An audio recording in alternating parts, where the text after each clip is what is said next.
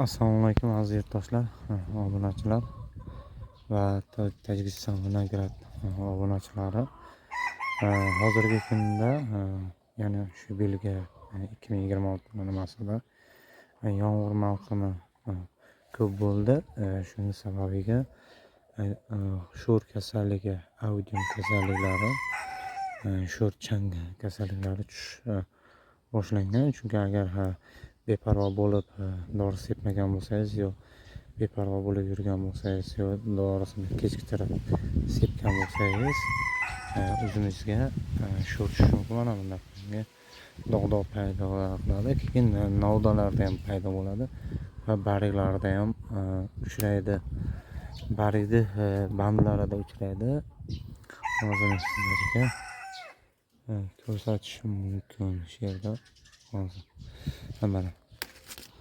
mana bargni mana bu yerda mana shu bargda ana shu yerda dog' paydo bo'ladi. Mana bu yerda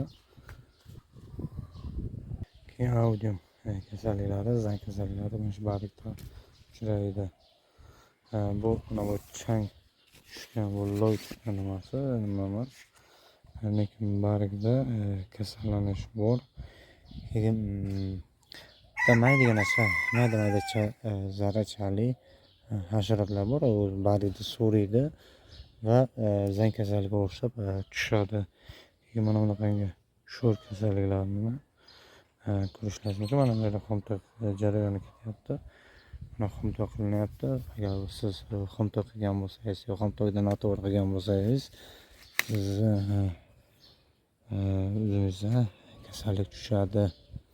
Chunki Husaynada asosan ko'p sho'r kasalliklari va bularda ko'p uchraydi. Keyin xomtok qilishi Husayni va Qora Damsk, Oq Damsk pobedalarida ko'p uchraydi. Oq shohonda unday emas, shohonda xomtok qilish ko'p uchramaydi. Xorijdan kelgan navlarda ham shunday holat sho'r tushishi bo'lishi mumkin. Xomtoklar har xil bo'ladi, bir xilida bargi kam, bir xilida bargi ko'p. Shuni sizlar ahamiyat berasizlar.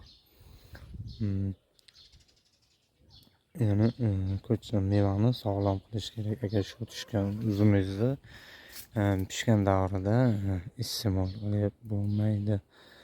Yaroqsiz hisoblanadi. Bandlari toza bo'lishi kerak. Bandi toza bo'lishi uchun mana bu yerda mana bunda hozir endi boshlanyapti. Mana bu top-toza bo'lishi kerak. Har bir uzumda. Keyin Husaynada, Oq Damsklarda buqoq kasalligi uchraydi. Buqoq kasalliklarini nimasi sabab uchraydi? Yomg'irgarchilik ko'p bo'lgandan, keyin yomg'irgarchilik ko'p bo'lgandan, namgarchilik ko'p bo'lgandan, ko'p sug'orishdan buqoq tushadi. Buqoq kasalligini mana yerda bandi shishadi, mana shishgan uje. Ana shu shishgan, mana siz ko'rsatish mumkin. Mana bandi uje shishgan. Uje mana shu yerda. Ya'niki meva mana shu pishmay qoladi. Meva ko'k holatda bo'lib, buqoq tushib, sifatsiz qoladi. Siz tagiga dori beryapsiz, o'g'it beryapsiz, lekin tepaga ishlamayapsiz. Tepaga ishlov berish kerak.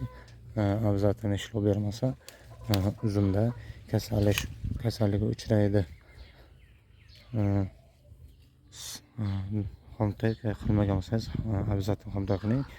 Sho'r tushib ketgan nimalarni olib tashlang, sho'r endi boshlangan nimalarni, hosillarni qo'yib qo'ying.